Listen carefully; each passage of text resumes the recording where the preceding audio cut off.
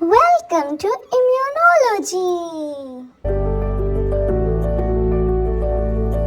Bismillahirrahmanirrahim. Assalamualaikum everyone.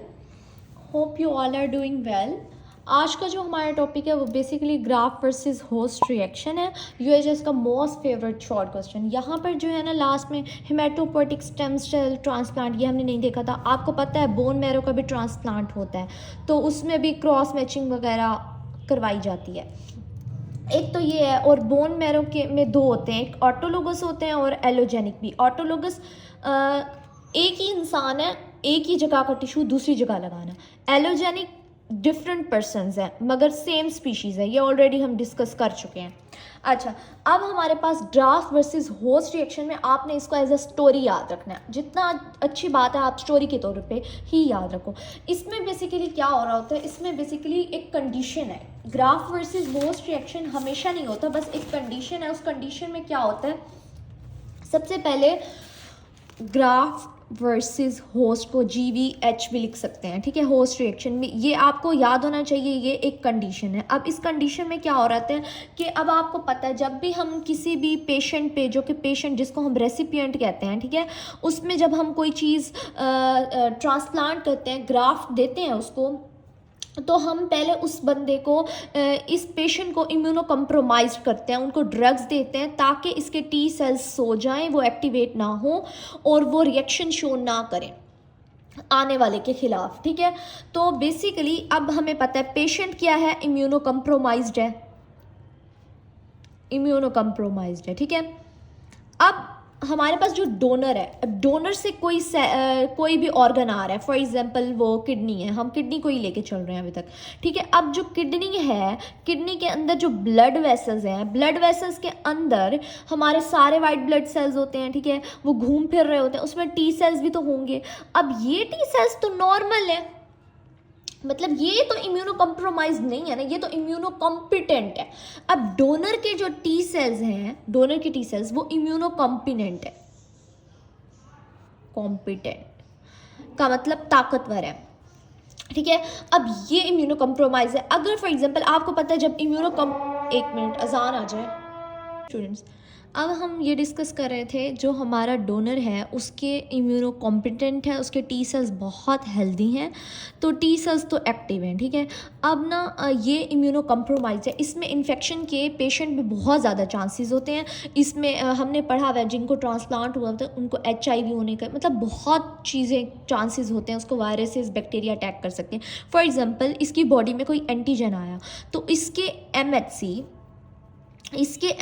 1 या 2 कह लो, 2 उठाकर ये एंटीजन अपने T सेल्स के पास जाएगा, वो तो रिएक्ट ही नहीं कर रहे, तो वो क्या करेगा, इनके T सेल्स के पास जाएगा। अब उसने देखा ये तो नॉन सेल्फ, क्योंकि इसके T सेल्स इसको as a non self consider करते हैं, तो वो क्या करेगा, इन्हीं के खिलाफ एंटीबॉडीज़ बनाएगा और हमारे पेशेंट के ऑर्गन्स को डैमेज करेगा, जिसकी वजह से पेशेंट की डेथ हो सकती है। और मोस्टली ये पेशेंट की स्किन पर अटैक करेगा और उसकी GIT पे अटैक करेगा।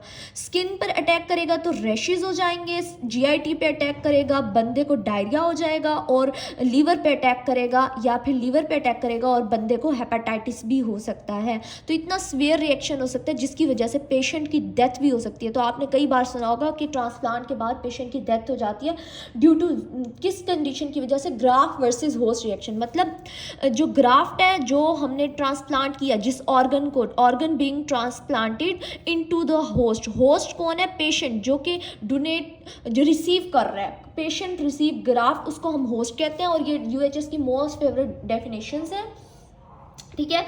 अब इसमें क्या हो रहा है, रिएक्शन हो रहा है। अब जो हमने ऑर्गन दिया, हमें पता है उसमें जो T सेल्स हैं वो हेल्दी हैं, लेकिन जो हमारे पेशेंट के हैं वो इम्यूनो कम्प्रोमाइज़ है। उसमें अगर कोई भी इन्फेक्शन हुआ, जो इम्यूनो कम्प्रोमाइज़ की MHC हैं, APCs, उसको उठा के इस T सेल्स के पास जाएंगे, तो ये T सेल्स उन्हीं के खिलाफ एंटीबॉडीज़ बनाएगा, जैसे हमने इनडायरेक्ट पाथवे में पढ़ी थी ये बात। ये उलट कर लो, तो ये एक कंडीशन है, आपको इस बात को याद रखना है, और ये UHS का मोस्ट फेवरेट है।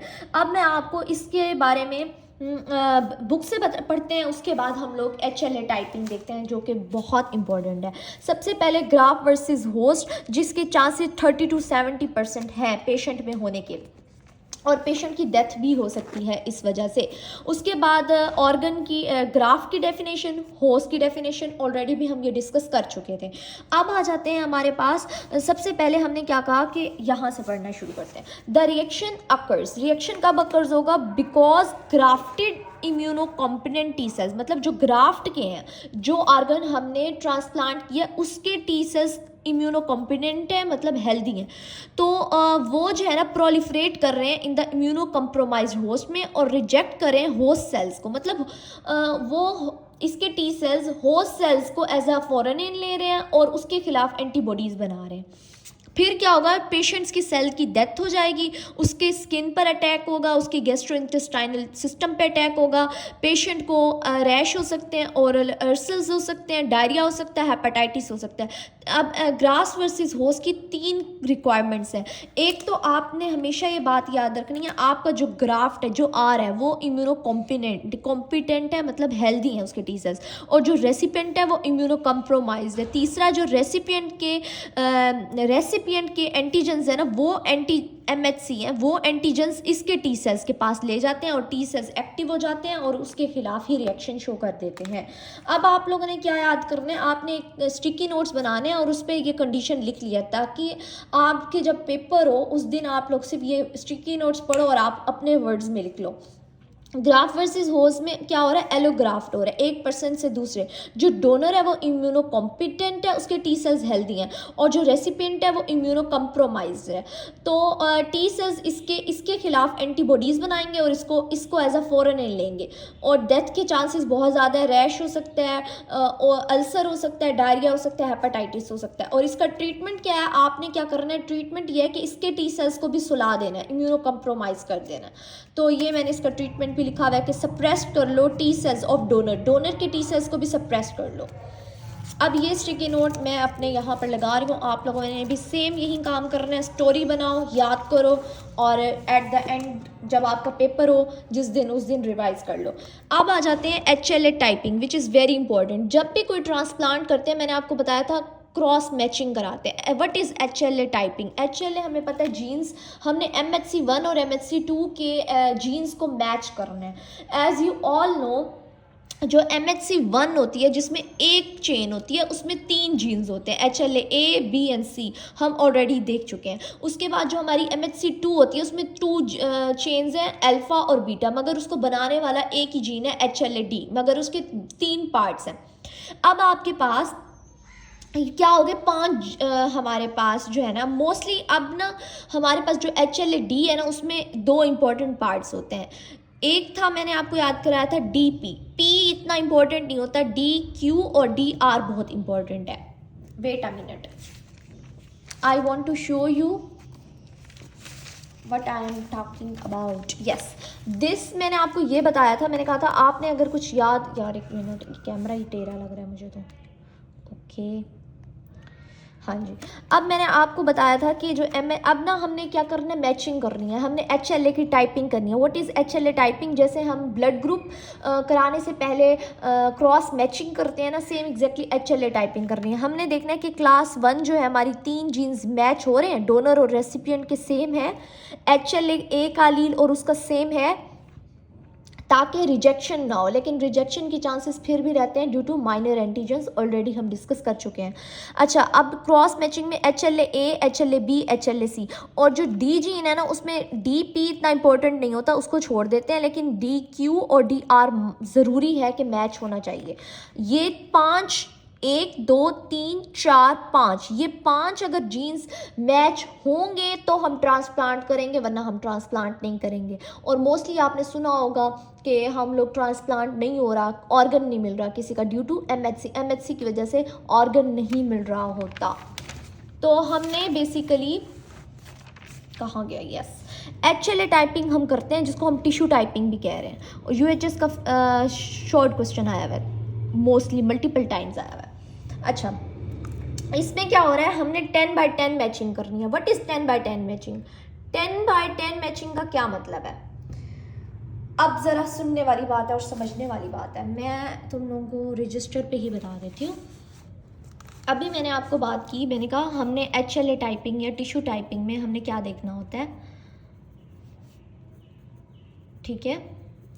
हमने क्या देखना होता है टिश्यू टाइपिंग, हमने जीन्स देखने होते हैं कि HLA मैच हो, HLA-A, HLA-B और HLA-C। और हमें पता है एक इंसान में, फॉर एग्जांपल ये डोनर है, डोनर, अब डोनर में 2 अलील्स होते हैं, एक माँ से आता है एक बाप से आता है, और दोनों कोडोमिनेंस होता है। इसमें भी HLA होगा, 2 अलील्स होते हैं, ठीक है। ये डोनर के जीन्स मैच करने हैं और ये रेसिपिएंट,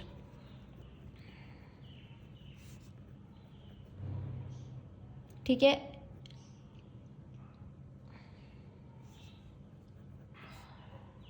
इसमें भी सेम XA होगा, HLA-B-C, ठीक है।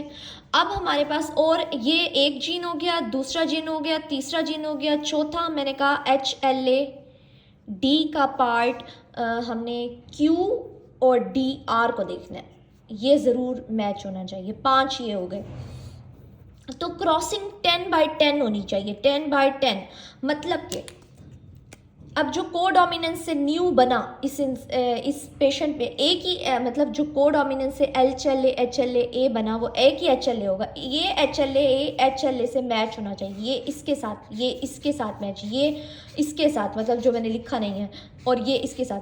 अब मतलब पांचों का आपस में मैच होना चाहिए, पांचों जीन का आपस में मैच होना चाहिए। तो ये क्या होती है 10/10 मैचिंग। अगर फॉर एग्जांपल ये मैच ना हुआ 5 वाला HLA, हमारे पास HLA-DR मैच ना हुआ, तो इसको हम कहेंगे 8/10 मैचिंग हुई है, लेकिन फिर भी हम ट्रांसप्लांट नहीं करेंगे। अगर हमारे पास 10/10 मैचिंग होगी तो हम ट्रांसप्लांट करेंगे, 8/10 से ट्रांसप्लांट नहीं करेंगे, क्योंकि पता है रिजेक्शन होगी। ये मेजर एंड जो है ना प्रोटीन्स है ट्रांसप्लांट के लिए जो हम देखते हैं। फॉर एग्जांपल कोई पर्सन है, अब ना हम लोग कोशिश ये करते हैं कि हम फैमिली से ही कोई लें ताकि जीन्स आपस में मैच हो जाए। मेरे पास HLA-A है और ये मेरे पास रेसिपिएंट के HLA-A हैं, ठीक है। ये हो गए, ये हो गए। अब ये जो मैंने 2 बनाए हैं ना, ये ऐसे हैं कि माँ और बाप से आया, फिर कोडोमिनेंस हुई, फिर वो न्यू HLA-A बना। या मैं ऐसे भी कर सकती हूँ तुम लोग को दिखाने के लिए। अब न्यू इसके अंदर HLA-A बना, HLA-B बना, HLA-C बना, और HLA-D-Q और DR HLA, ये हमने जीन्स को मैच करना होता है। ये डोनर के हो गए फॉर एग्जांपल, और ये रेसिपिएंट के हो गए। और अगर उसमें से 2 मैच नहीं होंगे, इसके भी 2 मैच नहीं होंगे, तो हम उसको क्या कहेंगे, 2 ये 6/10 मैचिंग हो रही है, तब भी ट्रांसप्लांट नहीं करेंगे। बस इतनी सी बात है, इतना कुछ खास नहीं है। 10/10 मैचिंग को आप लोगों ने अंडरलाइन कर देना है। फिर आपने इन अलीज़ के बारे में, ये 5 इंपॉर्टेंट है, मोस्ट इम्पॉर्टेंट है। उसके अलावा फिर हमने मैचिंग के बाद सीरोलॉजिकल एसेस करने होते हैं, जिसमें DNA सीक्वेंसिंग करते हैं, PCR करते हैं, और क्रॉस मैचिंग करते हैं। Cross matching blood group match करते हैं, दोनों का ब्लड ग्रुप भी मैच होना चाहिए, ठीक है। उसके बाद और क्या बताना था, हाँ, सिबलिंग्स में चांसेस होते हैं 25% बोथ हैप्लोटाइप्स टू बी शेयर्ड और 50% फॉर 1 हैप्लोटाइप। इस बात का क्या मतलब है, थोड़ी सी डिफ़िकल्ट बात लगेगी, बट मैं ये भी आपको रजिस्टर पे समझा देती हूँ। फिर उसके बाद आसान की 2-3 बातें, और फिर हम वाइंड अप करते हैं, हमारा ये चैप्टर कंप्लीट हो जाएगा इंशाल्लाह। तो ये वाली जो बात है ना, इन्होंने सिबलिंग्स की जो एग्जांपल दी हुई है परसेंटेज वाली, ये थोड़ी डिफ़िकल्ट सी है, बट आप लोग समझने की कोशिश करना। एज MCQs आ सकती है, शॉर्ट क्वेश्चन नहीं आती। अच्छा, ये हमारे पास बाप है और ये हमारे पास माँ है, पेरेंटल और मतलब पेरेंटल ये और मैटरनल ये, ठीक है। अब ना हमें पता है, फॉर एग्ज़ाम्पल वो कहते हैं MHC, फॉर एग्ज़ाम्पल उन्होंने कहा जो इसकी MHC है वो AB से बनी हुई है और इसकी CD से बनी हुई है। एग्ज़ाम्पल दे रहे हैं वो लोग, ठीक है। और वो कहते हैं कि हमारे पास 2 चाइल्ड हैं इसके, ठीक है, एक ये चाइल्ड एक ये चाइल्ड।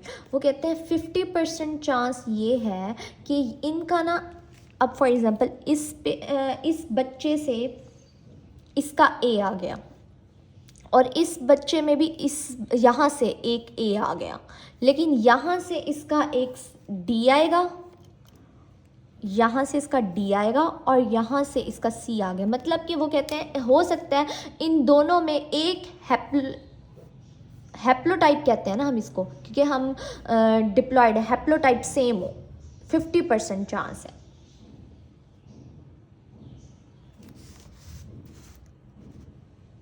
ठीक है, सिर्फ एक हैप्लोटाइप यहाँ पर लिखा हुआ है, there is a 50% chance for one haplotype, मतलब एक हैप्लोटाइप सेम ही हो। अच्छा, अब हमारे पास वो कहते हैं 25% चांस है 2 चाइल्ड पैदा हुए हैं। ठीक है, ये भी चाइल्ड है, ये भी चाइल्ड है। अब इसमें क्या होगा, इस बच्चे में क्या हो रहा है, इस बच्चे में ना यहाँ से भी ए आ गया, और इस बच्चे में यहाँ से बी आ गया, और इस बच्चे में यहाँ से सी आ गया, यहाँ से डी। अब मतलब दोनों ही डिफरेंट हो गए, MHC बिल्कुल डिफरेंट है। अब इस बच्चे की भी, इस बच्चे की भी हैं, दोनों माँ बाप के बच्चे। अब इसमें 25% चांस है कि दोनों बहुत हैप्लोटाइप्स डिफरेंट, दोनों हैप्लोटाइप्स क्या हो, डिफरेंट। पहले तो चांसेस ये होते हैं कि एक तो सेम आ ही जाएगा, ट्रांसप्लांट के चांसेस बन जाएंगे, तो ये वो बात है।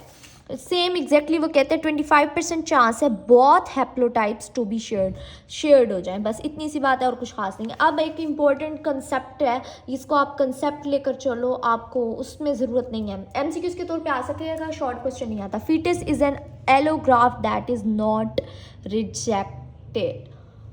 इसमें ये है कि allograft rejection of the foetus does not occur. इस लाइन का क्या मतलब है? एक एग्जाम्पल है, अब जो माँ के यूट्रस में या मदर वॉर्म में बेबी है, ठीक है, ये बेबी है। अब baby as a foreign an, अब देखो अल्लाह ताला की कुदरत, आप लोग देखो कि हमारे पास माँ के सेल्स इसको एज अ फॉरेन एन क्यों नहीं लेते, कि गैर है, क्यों नहीं लेते? हालांकि इसके जो हमारे पास जो बच्चा है उसके सेल्स तो बाप से भी आते हैं, और बाप आउट ऑफ फैमिली भी हो सकता है, उसको एज अ फॉरेन लिया जा सकता है। तो अल्लाह ताला की कुदरत देखो। पहली बात वो कहते हैं जो प्लेसेंटा है, प्लेसेंटा के थ्रू अटैच होता है ना, प्लेसेंटा है, उसमें जो ट्रोफोब्लास्ट उसके सेल्स होते हैं। ट्रोफोब्लास्ट में अल्लाह ताला ने नेचुरली ना MHC1 लगाई है ना MHC2 लगाई है। ठीक है, MHC1 MHC2 कुछ भी नहीं लगाया, एक बात। दूसरी बात कि जो माँ के टी सेल्स हैं वो पास नहीं कर सकते बच्चे में, ताकि अगर फॉर एग्जांपल अल्लाह ताला इस पे टी सेल्स पे जो है ना, क्या नाम है, टी सेल्स को जाने देता है यहाँ पर, तो टी सेल्स तो इसको मार देते हैं एज अ फॉरेन बच्चे को, लेकिन अल्लाह ताला ने ऐसी रुकावट रखी है कि टी सेल्स जा ही नहीं सकते। एक तो वहाँ पर MHC1 और MHC2 नहीं लगाई, ताकि ना अगर फॉर एग्जांपल बच्चे की प्रोटीन्स वो रिप्रेजेंट ही ना कर सके उसको एज अ फॉरेन, और बच्चे की रिजेक्शन नहीं हो सकती माँ में। अब और एक और मज़े की बात, जो चाइल्ड के टी सेल्स हैं वो एक्टिव नहीं होते कि वो टी सेल्स यहाँ से पास हो जाएं और माँ को जाके हिट करें, माँ को भी वो एज आ फॉरेन नहीं ले सकते। ना बच्चे के टी सेल्स एक्टिव ही नहीं होते, माँ के टी सेल्स आ ही नहीं सकते। और अल्लाह ताला ने प्लेसेंटा में ना MHC लगाई 1 लगाई ना 2 लगाई, ताकि ना रिजेक्शन हो। तो अल्लाह ताला ने देखो कैसे एक सिस्टम क्रिएट किया है कि ऐसे मत हो। बाकी ज़िंदगी में दोबारा कभी बच्चे की कोई चीज़ माँ को लगाई जाए, माँ को बच्चे तो हो सकता है, लेकिन ड्यूरिंग प्रेगनेंसी अल्लाह ताला ने इस रिजेक्शन को ख़त्म कर दिया गया है। तो that is very very important, और बहुत मज़े की चीज़ थी, इस बात का शुक्र भी अदा। हाँ, एक और मज़े की बात कि जो टी से हमारे पास ना, एक और मज़े की बात भूल गई बताना, प्लेसेंटा में टी रेगुलेटरी सेल्स भी होते हैं। रेगुलेटरी सेल्स कौन से होते हैं? जो टी सेल्स को सप्रेस करते हैं, CD4 पॉजिटिव और CD8 पॉजिटिव को सप्रेस करते हैं ताकि वो एक्टिव ना हो सकें। तो इस वजह से टी सेल्स एक्टिव हो ही नहीं सकते यहाँ पर प्लेसेंटा में, और प्लेसेंटा को भी रिजेक्ट नहीं कर सकते। तो यहाँ पर ये बात लिखी हुई है, maternal T cells within the placenta are biased towards the T regulatory के तौर पर एक्ट कर रहे होते हैं, ताकि CD4 और CD8 एक्ट ना करें। और placenta does not allow, mother के टी सेल्स को अलाउ ही नहीं करती कि वो फीटस में जा सके। बहुत मज़े की बातें हैं, अल्लाह ताला का शुक्र अदा करना चाहिए। उसके बाद यहाँ तक हमारा एंड हो गया। और effect of immuno compressed on, ये क्या है? ये हमारे पास मेडिसिन्स हैं जो हम ट्रांसप्लांट से पहले बच्चों को, मतलब जिसका पेशेंट है उसको दे देते हैं, ये आप रीड आउट कर लेना। या वैसे हमारी MLT वालों की ये टेबल नहीं आती, लेकिन जिनकी फॉर्मा है उनकी आ सकती है, तो ये आप रीड खुद कर लेना। अब आ जाते हैं UHS के most favourite, HLA typing, write down the different methods for it. HLA typing मैं बता चुकी हूँ, जिसको टिश्यू टाइपिंग भी कहते हैं, और इसमें डिफरेंट मेथड्स कौन से हैं आप लोग यहाँ से कर लो, डिफरेंट मेथड्स। HLA पे फिनोटाइपिंग भी की जाती है, जीनोटाइपिंग भी की जाती है, HLA एंटीबॉडी स्क्रीनिंग टेस्ट भी किया जा सकता है। सिग्निफिकेंस क्या है MHC डिटर्मिनेशन का, हमें पता है ट्रांसप्लांट में बहुत रोल प्ले करती है ड्यू टू जीन्स डिफरेंट होते हैं, हर इंसान की MHC दूसरे इंसान की MHC से डिफरेंट होगी। Write down the graft versus host disease, already पता है कंडीशन है जिसमें हमारे इम्यूनो कम्पिटेंट होता है हमारा डोनर, और वो इम्यूनो कम्प्रोमाइज होता है। उसके बाद in list laboratory test of HLA, laboratory में कौन कौन से टेस्ट किए जाते हैं HLA टाइपिंग के, ये आप लिख लो, flow cytometry, PCR, ELISA, complement detection, CT HLA antibody, ये यहाँ पर भी लिखा हुआ है। DNA सिक्वेंसिंग होती है, सीरोलॉजिकल एसेज है, PCR है, क्रॉस मैचिंग है, ये सब कुछ हमने पढ़ लिया है। अब आ जाओ MCQs पे, जो कि बहुत आसान है। सबसे पहले नंबर 1 पे regarding solid organ transplantation which one of the, तो इसमें D है। क्यों D है? हमने कहा कि when are donor and recipient are matched हो जाता है। MHC तो हम मैच करके भेजते हैं, लेकिन फिर भी रिजेक्शन हो जाती है। क्यों? Due to minor antigen. ये मैं बार बार रिपीट करी थी कि MHC किसी पेशेंट की मैच भी हो जाए ना, तो कुछ अरसे बाद जाके रिजेक्शन होती है ड्यू टू माइनर एंटीजन्स, और इसको हम क्रॉनिक में लेते थे। उसके बाद आ जाता है दूसरा MCQs regarding the MHC proteins and genes that encode them, which one of the following is most accurate. Most accurate, हमें पता है MHC किसकी बनी हुई होती है, HLA जीन्स की बनी हुई होती है, HLA जीन्स की बनी हुई होती है, और उसमें जो HLA है वो बाप से और जो माँ से आ रही है वो कोडोमिनेंस होती है। और मैंने इसको आपको फ्लावर वाली एग्जांपल दी, और दूसरा अपने कलर से भी बताया कि कोडोमिनेंस भी हमारे अंदर भी होते हैं, लेकिन HLA में कोडोमिनेंस ही होती है। The genes are codominance.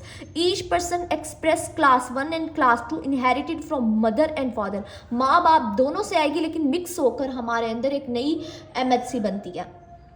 Regarding the graft versus host disease, which one of the following is most, this one. मैंने क्या कहा था, it is caused primarily by mature T cells in the graft, मतलब जो graft है, जो आने वाला ऑर्गन है हमारे अंदर ट्रांसप्लांट किया जा रहा है, उसके जो T सेल्स हैं वो बहुत ज़्यादा एक्टिव हैं, वो हेल्दी हैं, वो मैच्योर हैं, इस वजह से वो रिएक्शन शो कर देते हैं, जिसकी वजह से ग्राफ्ट वर्सेस होस्ट रिएक्शन होता है। अब ये बहुत इंपॉर्टेंट मज़े का क्वेश्चन आया हुआ है इसमें। हाँ, अब कहते हैं कि ना हमारे पास उन्होंने ये बता दिया कि जो ये ब्लड ग्रुप सिस्टम की बात की है, ब्लड ग्रुप भी तो चेक करते हैं ना, HLA के अलावा ट्रांसप्लांट से पहले आपका ब्लड ग्रुप भी मैच होगा। अगर एक बंदा जीनोटाइप उसकी AA है तो उसको AA को लगा सकते हैं, एक्सेप्ट हो जाएगा। B है, ये हमें पता है, A है। अच्छा, अगर एक जो देने वाला है, डोनर है, वो AB है और जो रेसिपिएंट है वो AA है, तो क्या एक्सेप्ट होगा या रिजेक्ट, क्या लगता है?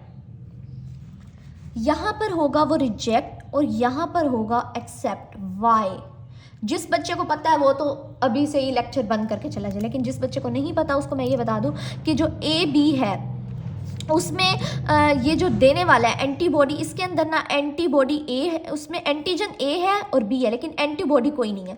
लेकिन जो लेने वाले हैं उसमें एंटीबॉडीज B हैं, मतलब एंटी B है, क्योंकि एंटीजन A है तो एंटीबॉडीज एंटी